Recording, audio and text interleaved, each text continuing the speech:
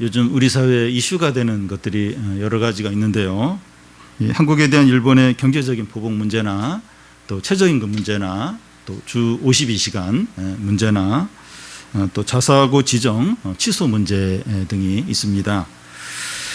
현 정부 출범 때부터 이 교육 분야에서 이 자사고들이 설립 취지를 벗어나 입시 위주로 간다고 보고 자사고를 손보겠다는 입장이었습니다.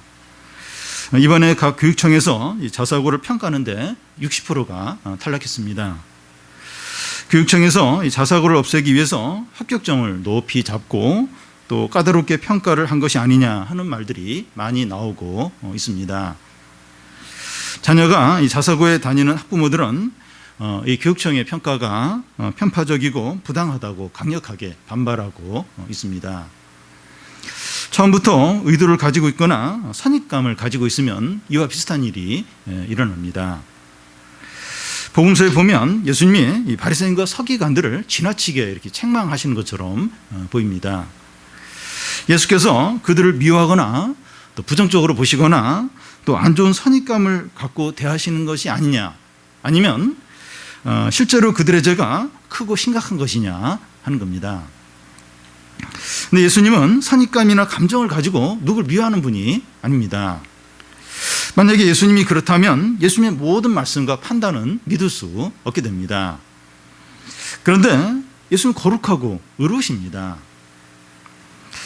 이 바리새인과 서기관들에게 이렇게 이제 하시는 이유는 그들의 죄가 그만큼 심각하고 다른 사람들에게 안 좋은 영향을 주기 때문입니다. 오히려 예수님은 세리와 창녀들은 잘 대해주셨어요. 그들은 불쌍히 여기고 받아줬습니다. 왜냐하면 그들은 자기들이 죄인임을 잘 알기 때문에 회개하고 예수님을 믿을 가능성이 많았기 때문입니다. 그런데 바리새인과 서기관들은 외식을 하니까 자기들이 이제 죄인인지 모르고 또 그래서 회개하지 않고 다른 사람들에게까지 악한 영향을 미치는 겁니다. 이 드러나게 나쁘고 이제 죄인 것은 사람들이 피해요. 좀 악하다, 이건 나쁘다. 그러면 사람들이 그렇게 드러난 건 피하지만 짝퉁처럼 겉이 좋아 보이는 것들에 사람들은 쉽게 넘어갑니다. 그래서 이 세리나 창녀의 죄악보다도 바리새인과 서기관들의 외식이 훨씬 더 나빠요. 훨씬 더 악한 겁니다. 일주일 전에 그 SBS 뉴스의 전 그 앵커 있던 사람이 지하철에서 몰카를 찍다가 구속이 되어서 많은 사람들을 놀라게 했습니다. 그는 얼마 전에 자기가 진행하는 시사 프로에서 전중현 그 연예인 전중현의 몰카 사건을 직접 본인이 이제 그 시사 프로에서 다루기도 했습니다. 근데 자신이 그런 범죄를 저지른 겁니다. 이것이 외식인데 다른 악한 죄보다도 더 크고 심각합니다. 예수님은 이제 3일 후에 이제 십자가에 달려 죽게 됩니다. 오늘 말씀이 예수께서 공적으로 가르치는 것의 마지막입니다. 바리새인과 서기관들에게 이제 7가지 화를 이제 말씀하시고 멸망을 선포하십니다. 이 시간에는 그 7가지 화 중에서 나머지 3가지 화와 이제 그 멸망의 말씀을 보겠습니다. 먼저 7개의 화 중에서 5번째 화입니다. 25절을 보면 화 있으신 저 외식하는 서기관들과 바리새인들이여 장과 대접의 겉은 깨끗하게 하되 그 안에는 탐욕과 방탕이 가득하게 하도다. 이 마태복음 15장에 보면 이제 비슷한 것을 말씀하신 적이 있습니다. 제자들이 이제 손을 씻지 않고 먹는 걸 보고 바리새인들이 그 장로들의 그 규례를, 장로들의 그 전통을 지키지 않는다 하며 비난했습니다. 그때 예수님은 입으로 들어가는 것이 사람을 더럽게 하는 것이 아니라 이 마음에서, 이 입에서 나오는 게 사람을 더럽게 한다고 했습니다. 사람의 마음에서 나오는 것들은 악한 생각과 음란과 살인과 거짓과 비방과 같은 것들인데 이런 것들이 사람을 더럽게 한다는 겁니다. 이 잔과 대접의 겉을 이제 깨끗하게 한다고 하는 것은 사람의 외형을 깨끗하게 하는 것을 말합니다. 그런데 이 잔과 대접의 속, 곧 이 사람 안에는 탐욕과 방탕이 가득한 겁니다. 세리나 창녀들은 이제 겉도 이제 더러우니까 이 자기 자신들이 죄인인 줄 아는데, 바리새인과 서기관들은 이 겉을 깨끗게 하니까 자기 자신은 죄인인 줄 모르는 겁니다. 바리새인들은 자기들을 이제 죄인으로 생각하지 않으니까 회개도 하지 않고 예수님도 믿지 않는 겁니다. 이게 외식이죠, 외식. 이런 외식에 대해서 하나님은 이제 재앙을 이제 선언하시는 겁니다. 여섯 번째 화도 이제 비슷합니다. 27절, 28절을 한 절씩 교대로 읽겠습니다. 화 있을진저 외식하는 서기관들과 바리새인들이여, 회칠한 무덤 같으니 겉으로는 아름답게 보이나 그 안에는 죽은 사람의 뼈와 모든 더러운 것이 가득하도다. 이와 같이 너희도 겉으로는 사람에게 옳게 보이되 안으로는 죄식과 불법이 가득하도다. 네. 20년 전에 일본 오키나와를 좀 다녀온 적이 있는데요. 길 옆에 돌로 만든 작은 집들이 이렇게 있는 게 눈에 많이 띄었습니다. 그래서 저는 신기하게 여기면서 저게 뭘까 궁금해 하다가 일본인 선교사님한테 물어봤더니 낙골당이라고 했습니다. 저는 그 얘기를 듣자마자 오싹하는 그런 느낌이 들었습니다. 유월절이 다가오면 예루살렘 주변에 있는 무덤들의 회치를 했다고 합니다. 회는 하얀 이제 석회가루를 말하는데, 이제 회를 칠하면 무덤이 하얗고 깨끗하고 아름답기까지 했습니다. 그렇게 하는 이유는 유월절을 지키기 위해서 많은 이제 순례객들이 예루살렘을 방문하게 되는데, 실수로 이제 무덤을 만지게 되면 율법적으로 일주일 동안 이제 부정하게 돼요. 그래서 성전 제사에 참여를 못하게 됩니다. 그래서 이제 무덤에 이제 회를 칠해서 사람들이 잘 구별할 수 있게 이렇게 접촉하지 않도록 이제 한 겁니다. 그런데 회를 칠한 무덤은 하얗고 깨끗하고 아름답게까지 보이니까 이제 아름답게까지 보이는데, 그 무덤 안에는 죽은 사람의 뼈와 온갖 더러운 것들이 가득한 겁니다. 이것이 이제 바리새인과 서기관들의 상태라는 겁니다. 그들이 겉으로는 사람들에게 옳게 보이지만 그들 안에는 외식과 불법이 가득한 겁니다. 여러분, 예수님이 바리새인과 서기관들을 너무 미워하거나 지나치게 부정적으로 보거나 안 좋은 선입감을 가지고 이렇게 말씀하는 거 아닙니까? 이렇게 막 예수님이 바리새인과 서기관들에게 하는 말씀을 듣고 그런 것 같아요. 너무 미워하고 너무 부정적으로 보고 지나치게 이렇게 죄를 책망하는 것처럼 이제 볼 수 있습니다. 그들이 예수님께 찍혀가지고 이렇게 안 좋은 평가를 이제 받고 있는 겁니까? 예수님이 바리새인 서기관들 하면 색안경을 끼고 무조건 막 그 사람들 막 미워하고 책망하는 겁니까? 실제로 이렇게 나쁜 사람이 아닌데 억울하게 이런 취급을 받고 있는 거 아닙니까?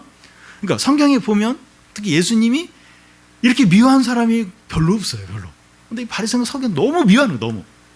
근데 그렇게 잘못한 게 없는데 억울하게 지금 막 예수님께 지금 이들이 지금 당하는 겁니까? 여러분, 하나님은 이 사람과 달라서 외모로 보지 않고 중심을 보십니다. 하나님은 이렇게 화장한 것이나 옷을 입은 것이나 사회적인 지위에 따라서 사람을 보는 것이 아니라 그의 진정한 모습을 보십니다. 그래서 주님의 평가는 정확해요. 참됩니다. 여러분, 사람들은 다 악한 죄인입니다. 모든 사람들은 다 악한 죄인입니다. 예수를 믿고 거듭나고 변화되기 전까지는 다 악한 죄인이에요. 다 악한 죄인입니다. 예수님 믿고 나서도 그 안에 정욕과 악한 그런 죄성이 있습니다. 그대로 있어요. 겉을 잘 꾸밀 수 있을지 몰라도 속에는 탐욕과 방탕과 외식과 불법이 가득합니다. 세리와 창녀들은 겉으로 드러내놓고 죄를 지으니까 본인이 알아요. 나는 죄인이다. 그렇게 아는데 바리새인과 서기관들은 겉을 잘 꾸미기 때문에 이 본인들이 죄인인 것을 모릅니다. 바리새인들은 눈이 먼 거예요. 눈이 먼 겁니다. 자신이 어떤 자인지 전혀 모르는 거예요. 전혀 모릅니다. 의사가 볼 때는 빨리 결단해서 치료받고 이제 수술을 해야 되는데 본인은 전혀 모르고 의사의 말을 거부할 때 너무나도 이제 안타까울 거죠. 너무 안타까워죠. 지금 빨리 치료받아, 빨리 수술을 해야 되는데 본인은 전혀 인정을 안 해요. 말을 안 들어요. 그럴 때 이제 의사나 또 가족들이 너무나도 이제 안타깝게 이제 여기게 됩니다. 우리가 얼마나 죄인인지 우리 자신은 모를 수 있어요. 우리 자신은 모를 수 있습니다. 특히 외적으로 이제 이렇게 특별히 어떤 잘못하는 것도 없고 또 이렇게 모범적이고 또 할 거 다 하고 이런 사람들은 내가 죄인이다 이런 생각을 이제 잘 하지 않습니다. 잘 몰라요. 자기가 죄인인지 잘 모를 수 있습니다. 그래서 이제 그들에게 필요한 게 뭡니까? 26절을 보면 눈먼 바리새인들이여 너는 먼저 안을 깨끗하게 하라 그리하면 겉도 깨끗하리라. 이 겉을 깨끗하게 하는 것보다 안을 깨끗게 하는 것이 더 중요하고 우선적입니다. 그러려면 우리가 이제 죄인인 것을 철저히 인정하고 예수를 믿고 회개하고 거듭나고 변화가 되어야 됩니다. 우리 안에 이 말씀과 성령의 은혜가 가득해야 돼요. 그래야 우리 안에 있는 이 탐욕과 또 이 악한 것과 거짓과 이런 게 깨끗하게 되죠. 이게 이제 변화가 되게 됩니다. 성도 여러분, 우리는 속이 먼저 변해서 속이 변하여 깨끗해졌습니까? 네. 우리는 어떻습니까? 우리 이렇게 속이 변해서 우리 속이 좀 깨끗해졌습니까? 우리의 속이 성령과 말씀으로 변하여 깨끗하게 되었습니까? 그러려면 그렇게 되면 어떻게 될까요? 우리 마음이 성령과 말씀으로 깨끗하게 되면 우리 안에 어떤 일이 일어날까요? 기쁨이 있고 행복이 있고 평안이 있고 능력이 있고 자유롭게 됩니다. 그러니까 우리 그 속이 이렇게 성령과 말씀으로 깨끗게 되고 변화가 되면 우리 안에 기쁨이 있어요. 그리고 만족이 있어요. 평안이 있습니다. 자유로워져요. 자유로워집니다. 그러니까 이렇게 막 뭔가 이렇게 남에게 보이려고 막 숨길 것도 없이 자유로워져요. 이상하게 기쁨입니다. 기쁨이 회복이 됩니다. 속이 깨끗하게 되면 겉도 이제 자연스럽게 깨끗하게 되죠. 우리의 말과 행동이 선하고 아름답게 됩니다. 막 이렇게 억지로 막 선한 말들 어떤 그런 행동을 하려고 할 필요 없이 자연스럽게 말들이 아름답게 삶이 참 이렇게 건전하고 도덕적으로 이렇게 바뀌게 됩니다. 그런데 이 속은 변하지 않고 겉만 이제 깨끗하게 되면 어떻게 됩니까? 언제 속에 더러운 것이 밖으로 나올지 모르니까 항상 긴장하고 다른 사람의 눈치를 보게 됩니다. 긴장하지 않을 수가 없어요. 언제 막 그냥 이렇게 나도 모르게 막 악한 말들, 음란한 말들 그런 말들이 나올지 모르는 거예요. 어떤 행동이 막 그렇게 나올지 모르는 겁니다. 그러니까 굉장히 이제 이렇게 막 그렇게 불필요하게 긴장을 하게 되고 사람들의 눈치를 보게 되고 또 사람들이 나에 대한 또 평가나 하는 말들에 너무 이제 민감하게 이제 되는 겁니다. 왜냐하면 혹시 내 안에 있는 그게 이렇게 더러운 게 밖에 나와서 사람들이 혹시 이렇게 눈치채는 거 아닌가 이런 이제 두려움이 이제 있기 때문이죠. 그러면 이제 기쁨이 없어요. 평안도 없고 행복도 없고 능력도 없고 자유로움도 없습니다. 그러니까 이상하게 그 진정한 기쁨이 없어. 기쁨이 평안함이 없는 겁니다. 그리고 불편해요. 힘들어집니다. 그러니까 항상 이렇게 뭔가 이렇게 긴장을 해야 되고 남을 이렇게 의식을 해야 되니까 행복하지가 이제 않은 겁니다. 성도 여러분, 혹시 우리는 겉만 깨끗하게 꾸미는 신앙생활을 하고 있지는 않습니까? 더 이상 그 외식하는 삶을 살지 마시기 바랍니다. 우리 안에 탐욕과 거짓과 교만과 음란이 가득하다는 것을 인정하고 성령과 말씀으로 항상 깨끗게 되기를 구하시기를 바랍니다. 다음은 그 7번째 화입니다. 29절에서 31절까지 한 절씩 교대를 읽겠습니다. 화 있을진저 외식하는 서기관들과 바리새인들이여, 너희는 선지자들의 무덤을 만들고 의인들의 비석을 의미며 이르되, 만일 우리가 조상 때에 있었더라면 우리는 그들이 선지자의 피를 흘리는데 참여하지 아니하였으리라 하니, 그러면 너희가 선지자를 죽인 자의 자손임을 스스로 증명함이로다. 예. 그 당시 예루살렘 주변에 선지자들의 무덤들이 있었습니다. 바리새인과 서기관들은 그 무덤들을 이제 잘 꾸미고 비석들을 다시 이렇게 세우기도 했습니다. 그들이 그렇게 함으로 선지자들을 존경하고 또 그들의 가르침을 잘 따르는 것처럼 보이려고 하는 겁니다. 그러면서 그들이 이제 하는 말이, 우리가 조상 때 있었다면 선지자들의 피를 흘리는데 참여하지 않았을 거라는 겁니다. 무슨 말인가 하면 그들의 조상들이 선지자를 죽였는데 자기들이 그때 살았다면 자기들은 절대로 선지자들을 죽이는 그런 일은 하지 않았을 거라는 겁니다. 칼빈은 이 말씀을 이렇게 설명을 하면서 그 카톨릭 신도들의 이야기를 합니다. 이 카톨릭 신자들은 이제 구약의 그 선지자들을 존경하는 정도에 그치는 것이 아니라 성인으로 숭배를 합니다. 베드로, 또 여러 이렇게 다윗, 그런 바울 이런 사람들을 성인으로 추대해서 이렇게 섬깁니다. 그래서 이 선지자들의 가르침을 잘 따르는 것처럼 보이지만, 만약에 선지자들이 다시 살아나서 가르치면 그들은 선지자들을 다시 죽일 거라는 겁니다. 그러니까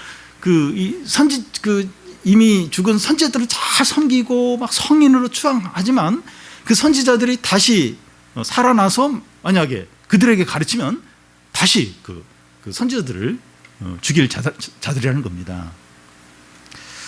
사람들은 어떤 사람이 살아있을 동안에는 미워하고 비난하지만 그가 막상 죽으면 슬퍼하고 존경을 이제 합니다.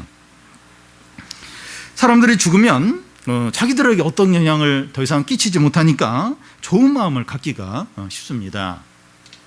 그런데 그가 다시 살아나서 전과 똑같이 하면 다시 그를 미워하게 된다는 겁니다. 부모님이 돌아가셨을 때 잘 못해드린 것이 생각이 나면서 마음이 아프고 후회가 많이 드는데, 만약 부모님이 다시 살아나서 과거의 상황으로 회복된다면, 과거의 상황이 다시 반복된다면 잘 못해드릴 가능성이 많습니다.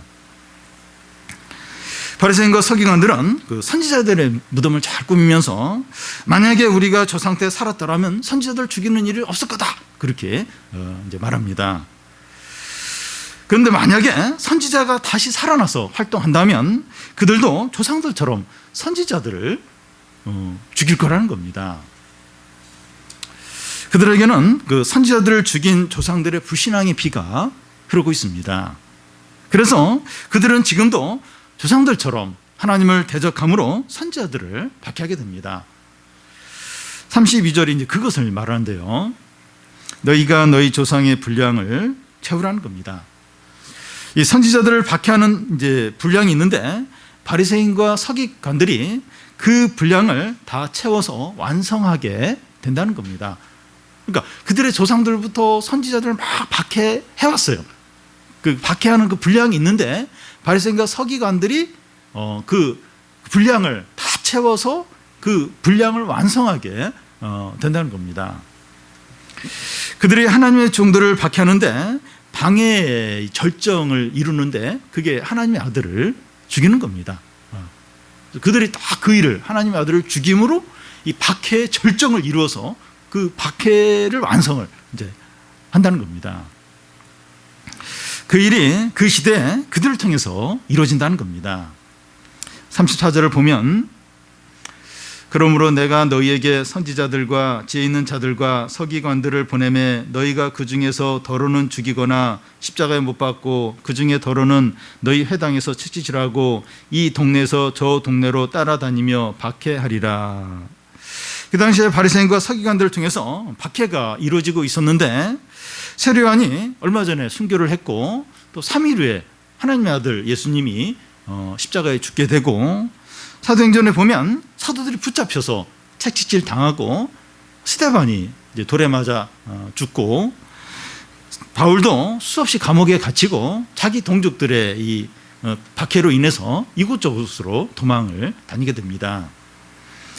유대인들의 조상들이 그 선지자들을 죽인 죄도 큰 죄이지만, 바리새인과 서기관들이 예수님과 그의 제자들을 박해하고 죽인 것은 더더욱 큰 죄입니다. 그래서 바리새인과 서기관들은 엄청난 죄값을 치르게 됩니다. 35절, 36절을 한 절씩 교독 읽겠습니다. 그러므로 의인 아벨의 피로부터 성전과 제단 사이에서 너희가 죽인 바게라의 아들 사가랴의 피까지 땅 위에서 흘린 의로운 피가 다 너희에게 돌아가리라.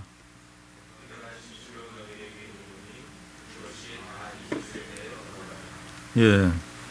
이 세대가 지금까지 죽인당한 모든 선지자들의 핏값을 책임져야 한다는 겁니다. 아벨은 창세기에 나오는데 그의 형인 가인이 그를 죽였습니다. 사가랴는 그 역대하 24장에 나오는데 그가 성령 충만해서 백성들에게 우상숭배를 버리고 하나님께 돌아오라 이렇게 말하자 백성들이 성전의 제단 앞에서 돌로 이 사가랴를 쳐서 죽게 됩니다. 아벨의 피로부터 사가랴의 피까지 땅에 흘린 의로운 피가 다 너희에게 돌아간다고 하는데, 아벨은 창세기에 나오고 사가랴는 역대하에 나옵니다. 유대인들에게 이제 첫 번째 책이 창세기예요. 마지막 책이 역대하인데, 그래서 아벨과 사가랴는 모든 선지자를 가리킨다고 할 수 있습니다. 이 바리새인과 서기관들이 그동안 그들의 조상들이 죽인 모든 선지자들의 피를 책임져야 한다는 겁니다. 왜냐하면 이제 모든 선지자들이 오시리라고 예언한 예수 그리스도를 그들이 죽였기 때문입니다. 그래서 그동안 그들의 조상이 죽인 모든 선지자들의 핏값을 그들이 다 이제 책임을 져야 이제 하는 겁니다. 포도농부 비유에서 이 포도원 주인이 새를 받기 위해서 자기 종들을 이제 농부에게 보냈는데 농부들이 때리고 죽였습니다. 그래서 주인이 자기 아들을 보냈는데 농부들은 상속자가 왔다, 이 아들을 죽여서 우리가 포도원을 차지하자, 그러면서 그 아들을 죽였습니다. 바리새인들이 그 주축이 되어서 하나님의 아들에게 이렇게 했습니다. 예수님은 이들을 어떻게 해야 됩니까? 이들을 어떻게 하십니까? 예수님은 그들에게 법정에서 선고를 내듯이 선언을 하십니다. 33절을 보면, 뱀들아 독사의 새끼들아 너희가 어떻게 지옥의 판결을 피하겠느냐. 하나님은 이제 욕하면 안 된다고 하는데 욕을 하세요. 이 독사의 새끼들아. 그러니까 이 뱀은 이제 사단을 이제 가리키는데, 이 바리새인과 서기관들은 하나님의 자녀가 아니라 사단의 자녀라는 거예요. 사단의 자식들이라는 겁니다. 그래서 욕하면 안 되는데 독사의 새끼들아, 너희들은 사단의 자식들이라는 거예요. 하나님의 아들을 배척하고 죽인 자체가 너희가 사단의 자식이라는 것을 증거한다는 겁니다. 너희가 사단의 자녀라는 더 확실한 증거가 뭐가 더 필요하겠느냐 하는 거예요. 하나님의 아들을 그렇게 배척하고 죽였는데 그것만큼 너희들이 사단의 자식인 것을 증거하는 더 명확한 증거가 필요하겠느냐 하는 겁니다. 그들에게 내리는 주님의 판결은 지옥에 던져지는 형벌입니다. 그냥 뭐 경제적으로 질병으로 그런 고생이 아니라 그냥 지옥에 던져지는 그런 형벌이 그들에게 내려집니다. 요한복음 3장에 보면 하나님이 세상을 이처럼 사랑하사 독생자를 주셨으니 이는 그를 믿는 자마다 멸망치 않고 영생을 얻게 한다고 말씀합니다. 근데 그 말씀 바로 이어서 무슨 말씀이 나오는가 하면, 이 아들을 믿지 않는 자는 벌써 심판을 받는다는 겁니다. 그러니까 이 아들을 믿어야 이제 영생을 얻고 멸망에 처하지 않는데, 이 아들을 이제 거부하면, 믿지 않으면 벌써 심판을 받는, 벌써 지옥행이 결정이 된다는 겁니다. 그와 같이 그들은 하나님의 아들을 배척하고 죽였기 때문에 지옥이 벌써 결정이 된 겁니다. 바리새인과 서기관들은 이 선지자들의 무덤을 잘 꾸미면서 그들을 존경하는 것처럼 했지만 모든 선지자들이 오시리라고 예언한 예수 그리스도를 죽임으로 지옥에 던져지는 형벌에 처하게 됩니다. 여러분, 신앙생활을 열심히 하는 것 같은데 예수님을 사랑하지 않고 기뻐하지 않고 순종하지 않을 수 있습니다. 다른 것들은 다 잘하고 열심히 하는데 예수님을 거부하고 예수님과 관계는 냉랭할 수 있습니다. 그런데 예수님을 진정으로 사랑하지 않으면 미워하는 겁니다. 적당히 어떤 적당한 관계가 없어요. 예수님을 진정으로 사랑하지 않으면 미워하는 겁니다. 예수님을 전심으로 사랑하지 않으면서 여러 가지 이제 일들을 잘할 때 겉으로는 문제가 없으니까 신앙이 좋은 것 같은데 외식입니다. 가장 심각한 외식이고 지옥이 결정되는 죄인 것입니다. 뱀들아, 뱀들아, 이 독사의 새끼들아. 이건 그냥 경고가 아니에요. 그냥 선언. 그냥 끝난 겁니다. 끝난. 그러니까 이게 다른 건 다 하는데 겉으로는 뭐 아무 문제가 없는데 예수님을 사랑 안 해요. 예수님 관계가 냉랭해요. 예수님을 이렇게 주인으로 안 모시는 거예요. 그건 외식이고 가장 큰 죄인 것입니다. 예수님을 그렇게 계속 안 믿고 거부한다면 물론 앞으로 이제 변화될 가능성은 있지만 그냥 지옥행이 결정이 된 거예요. 지옥행. 이제 마지막으로 예수님은 그들의 이제 멸망당하는 이유와 결과를 말씀합니다. 37절을 보면 예루살렘아 예루살렘아 선지자들을 죽이고 내게 파송한 자들을 돌로 치는 자여 암탉이 그 새끼를 날개 아래 모음같이 내가 내 자녀를 모으려 한 일이 몇 번이더냐 그러나 너희가 원하지 아니하였도다. 예루살렘아 예루살렘 하면서 두 번을 부르는데 불쌍히 여기고 마음이 아파하는 연민의 감정이 가득한 겁니다. 너무나 마음이 아픈 거예요. 이제 마지막입니다. 이제 예수님은 돌아가세요. 그리고 그 예수님이 선언한 대로 이들은 이제 멸망에 처하게 됩니다. 예루살렘아 예루살렘아 너무 예수님 마음이 아픈 겁니다. 예루살렘은 하나님의 모든 축복과 약속과 영광이 있는 곳이고 하나님께 눈동자와 같은 곳입니다. 그런데 그 예루살렘이 어떤 곳이 되었습니까? 선지자들을 죽이고 내게 파송한 자를 돌로 치는 곳이 되었습니다. 얼마나 많은 선지자들이 예루살렘에서 배척을 당하고 죽임을 당했는지 모릅니다. 암탉이 그 새끼를 날개 아래 모음같이 내가 내 자녀를 모으게 한 일이 몇 번이더냐. 시골 마당에서 병아리들 놀고 있는데 큰 개가 나타나서 막 짖으면 이 병아리들이 어미닭 품속으로 다 숨습니다. 어미닭은 개를 향하여 이제 깃털을 다 세우고 막 꼿꼿해 가면서 엄청난 이제 소리를 치면 감히 개라도 건드리지 못하고 돌아가게 됩니다. 병아리들이 어미 닭의 품속에 들어오면 안전하죠. 쉴 수 있습니다. 출애굽기에 보면 독수리가 날개 위로 자기 새끼를 얹어서 이동을 했다고 하는데 그것처럼 하나님이 이스라엘 백성들을 그렇게 안전하게 인도를 이제 하셨다고 합니다. 하나님은 구약시대 내내 수많은 선지자들을 이스라엘 백성들에게 보내어 암탉이 병아리를 모으듯이 그들을 품으려고 수없이 불렀습니다. 그런데 그럴 때마다 이스라엘 백성들은 선지자를 배척하고 죽였습니다. 그러자 하나님은 마지막으로 자기 아들을 보내셨습니다. 내 아들을 보내니까 나에게 돌아오겠지 기대했는데 그 아들마저 거부하고 죽였습니다. 하나님께서 선지자를 수없이 보내고 아들까지 보냈다고 하는 것은 그들을 품고 사랑하고 구원하기를 너무나도 원하셨다는 겁니다. 그런데 이스라엘 백성들의 반응이 무엇입니까? 30절 끝에 보면 그러나 너희는 원하지 아니하였도다. 나는 너무나 원했는데 너희들은 원하지 않았다는 겁니다. 하나님 뭐가 아쉬워서 이스라엘 백성들을 그렇게 불렀습니까? 뭐가 부족해서 뭐가 아쉬워가지고 이스라엘 백성들을 이렇게 부르셨습니까? 그들을 사랑하셔서 하나님의 생명과 사랑과 은혜와 기쁨과 영광과 모든 좋은 것을 누리도록 하기 위해서죠. 새 하나님의 사랑과 그 은혜와 풍성한 교제 안에 이스라엘 백성들도 함께 동참해서 그 은혜와 기쁨과 사랑과 영생을 누리도록 하기 위해서 사랑하셔서 그들을 부르신 거죠. 근데 그들은 끝까지 거부할 정도가 아니라 대적을 했습니다. 여러분, 하나님께서 우리를 품으시려고 부르시는 것이 뭡니까? 말씀이 들리는 거죠. 선지자들과 예수님이 오셔서 한 일이 말씀을 전하는 거였습니다. 우리가 예배 시간에 말씀을 듣는데 이것이 하나님이 우리를 부르시는 겁니다.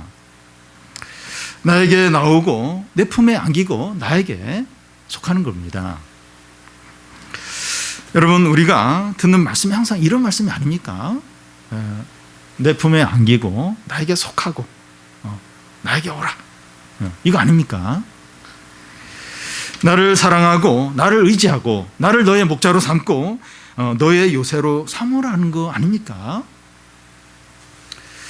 우리는 이런 말씀을 수없이 듣고 있는데 어떻게 반응을 합니까?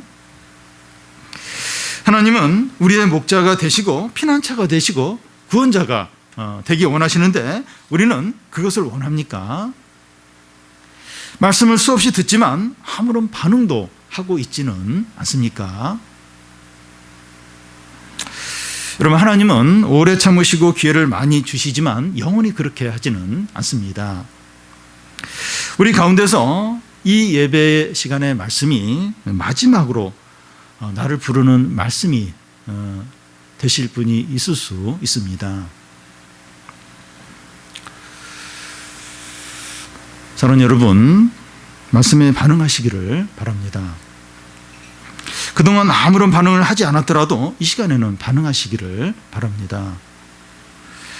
이 시간이 말씀에 반응하는 마지막 기회가 될 수도 있습니다. 마음을 여시고 회개하시고 믿으시고 순종하시기를 바랍니다. 그동안은 반응을 안 했어요. 그냥 예배만 드렸지 반응 안 했어요. 근데 이 시간에는 반응을 해야 돼요. 이 시간이 마지막 하나님이 부르시는 마지막이 될 수도 있습니다. 스펄전 목사님이 그 설교를 이렇게 하면서 이렇게 여러분들 한 주 동안에 이렇게 자신을 돌아보면서 회개할 분들은 회개하시라고 그렇게 설교했어요. 근데 그 주간에 그 도시에 큰 화재가 나서 그 교회에 다니는 성도 중에 여러 명이 그 화재로 죽었습니다. 그 스펄전 목사님이 그런 설교를 하고서 너무나 내가 이 시간에 회개하도록 요청하지 않고 왜 내가 한 주 동안에 그 생각을 하라고 했는가, 그러면서 너무나 후회했다는 이야기가 있습니다. 우리가 그동안 말씀에 반응을 안 했어요. 그냥 예배만 말씀을 반응하는 거예요. 말씀에 마음을 여는 거예요. 그리고 믿는 거예요. 순종을 하는 겁니다. 주님, 나도 원합니다. 내가 어떻게 해야 됩니까? 물어보시기 바랍니다. 그 다음부터 주님이 인도하세요. 어떻게 해야 될지. 네가 이렇게 말씀에 반응하는구나. 그럼 어떻게 해야 될지 주님이 알려주십니다. 그래도 잘 모르겠으면 사역자나 좀 성숙한 분에게 물어보시죠. 내가 이렇게 말씀을 듣고 지금 반응을 이제 하는데 앞으로 어떻게 해야 되는지 물어보시기 바래요. 말씀에 반응을 하시기 바랍니다.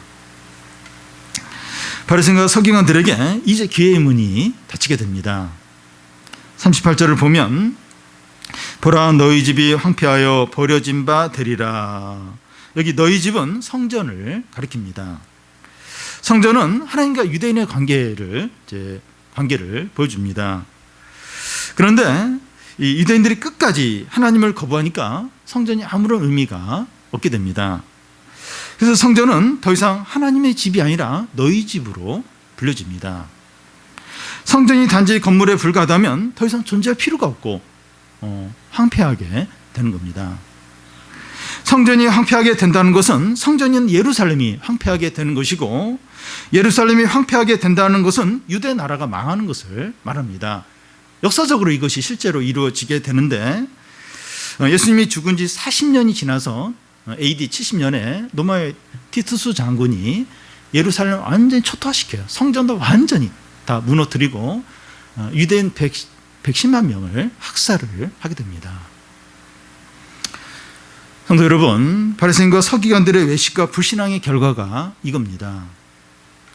사랑하는 여러분, 우리에게 가장 필요한 것은 외식을 회개하는 겁니다. 겉과 속이 다르지 않도록 속을, 우리의 마음을 성경과 말씀으로 깨끗하게 하는 겁니다. 그러면 우리 안에 기쁨과 능력과 은혜와 부흥이 회복이 됩니다. 그때부터 이상하게 기쁨이 있어요. 행복이 있고 평안이 임하게 됩니다. 우리가 다른 것들은 열심히 하지 않고 외식을 버리기만 해도 큰 은혜와 기쁨이 있습니다. 그러니까 다른 걸 뭘 이렇게 주님을 위해서 뭘 안 해도 이 외식을 버리기만 해도 그 순간에 이게 은혜와 기쁨이 회복이 됩니다.